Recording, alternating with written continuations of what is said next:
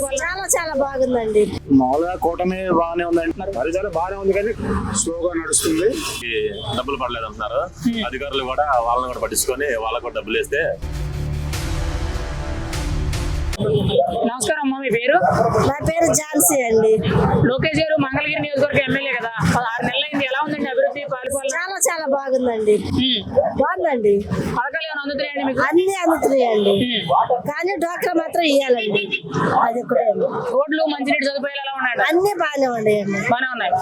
మరి లోకేష్ గారు అందుబాటులో ఉండట్లేదని చెప్పి కొంతమంది చెప్తున్నారు, మీరే లేదు లేదండి, బాగానే అందుబాటులోనే ఉంటున్నారు.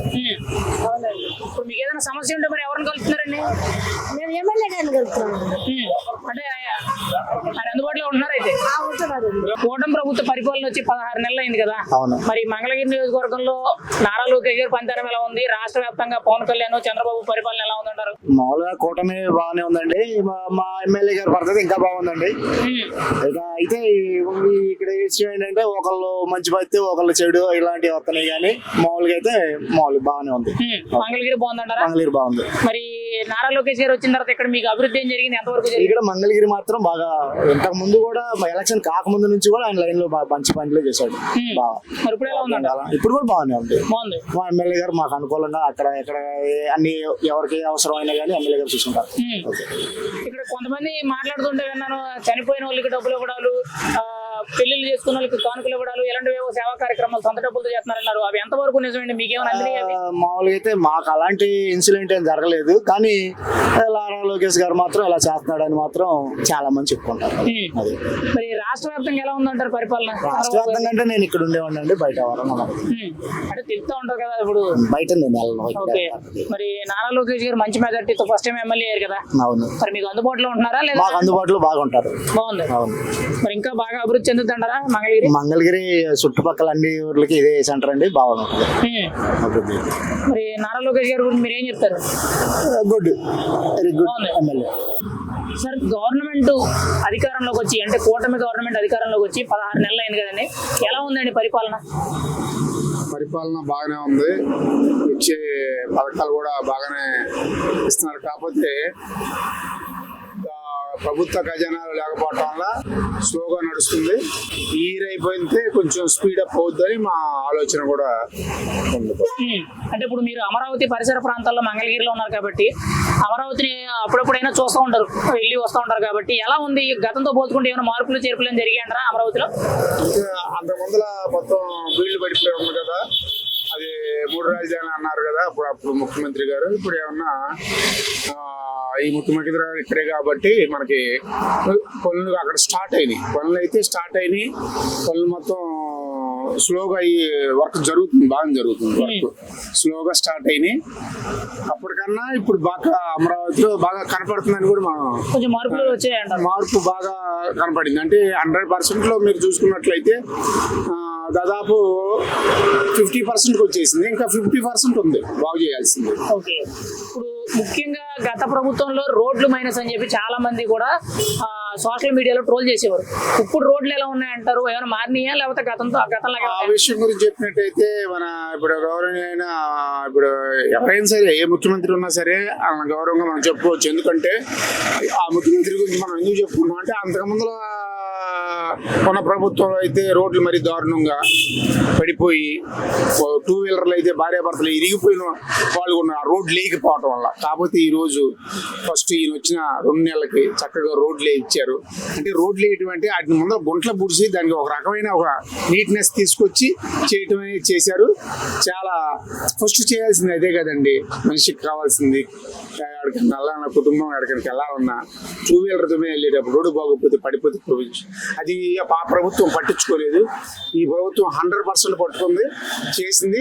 ఇప్పుడు మళ్ళీ రోడ్లు కూడా స్లోగా వాటిని మరమ్మతులు కాకుండా మళ్ళీ రోడ్లు వేయటం చేస్తున్నట్టుగా కనపడుతుంది మాకైతే. నమస్కారం అన్న, మీ పేరు? గోపిరాజు. గోపిరాజ్.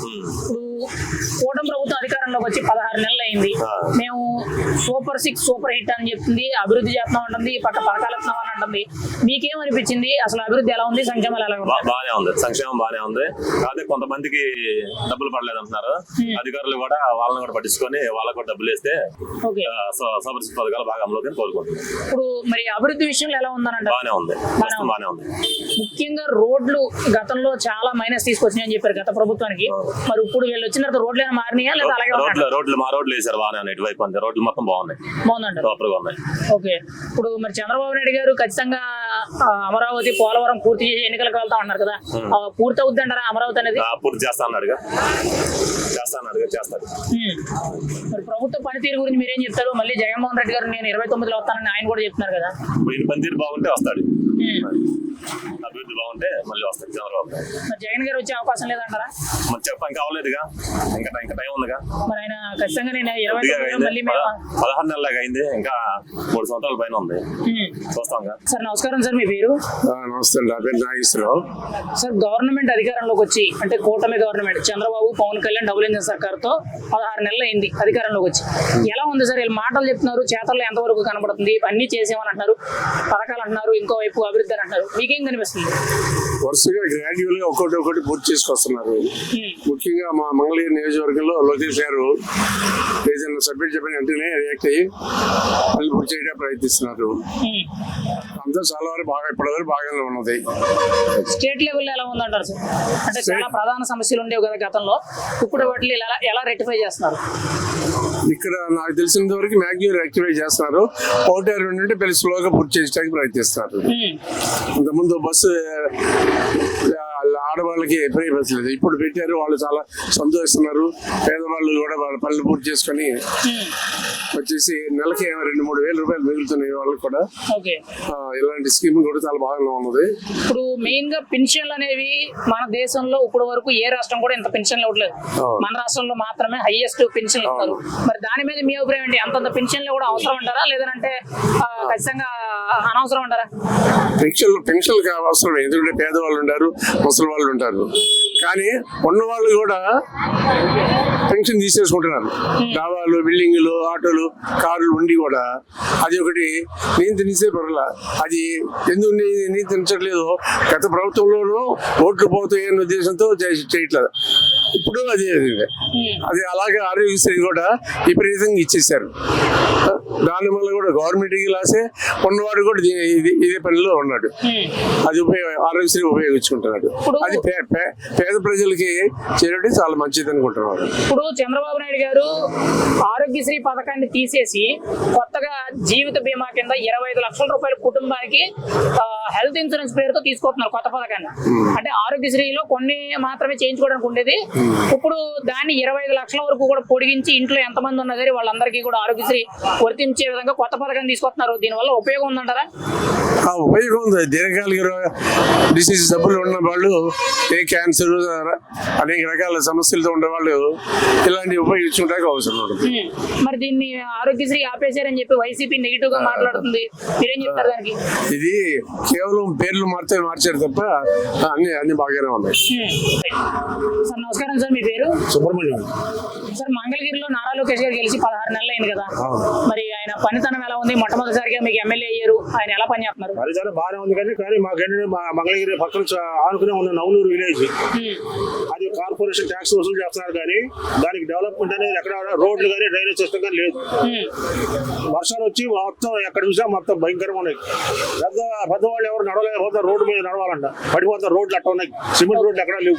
మరి ఎమ్మెల్యే గారి దృష్టికి విషయం తీసుకెళ్ళాము, ఇచ్చాను 2 సార్లు లెటర్లు కూడా ఇచ్చాను. ఇప్పుడు నా మొబైల్లోనే ఉంది లెటర్ కూడా.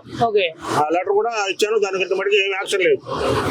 అంటే ఈ నిర్లక్ష్యం అధికారుల దగ్గర జరుగుతుందా, లేదంటే పైన పాలకుల దగ్గర జరుగుతుందంటారా? అధికారుల దగ్గర జరుగుతుంది, అది ఎవరు పట్టించుకోవట్లేదు. అధికారులు కూడా వచ్చి ఎవరు చూడండి. నేను లెటర్ పెట్టాను, లోకేష్ గారికి లెటర్ రిప్రజెంటేషన్ చేశాను. నేను టీడీపీ ఆఫీస్లో ఇచ్చారు కూడా, అరుణ్ గారు. ఇంత మటుకు దానికి ఏం రెస్పాండ్ లేదు. అంటే కొంతమంది మీకులాగే ఇదే ప్రశ్న గురించి లేవనెత్తారు. వాళ్ళు ఏం చెప్తున్నారు అంటే మున్సిపాలిటీ పంచాయతీకి సంబంధించిన ఎన్నికలు ఇంకా జరగలేదు, అవి డిలే అయినాయని చెప్తున్నారు. మరి ఈసారి ఎన్నికలు జరిగితే ఖచ్చితంగా మీరు చెప్పిన సమస్య సాల్వ్ అవుతుంటారా? జరుగుతాయి ఎన్నికలు, దాని గురించి సంబంధం లేదు. అసలు కార్పొరేషన్ ట్యాక్స్ ఎందుకు వసూలు చేయాలి? మరి కార్పొరేషన్ ట్యాక్స్ వసూలు చేయకూడదు. మినిమం ఇది లేవు. ఓన్లీ డ్రైనేజ్ 45 సంవత్సరాల నుంచి రోడ్లు, సీసీ రోడ్లు లేదు అక్కడ. మేము చాలా ఇబ్బంది పడతాం. అది వచ్చే టెంపుల్ వచ్చే రోడ్లకి ఓకే ఇంతమంది రోడ్లు లేవు, ఏం లేవు. వచ్చే వాళ్ళంతా చాలా ఇబ్బంది పడతారు. బస్సులో స్కూల్ పిల్లలు కానీ ఎవరైనా చాలా ఇబ్బంది పడుతున్నారు.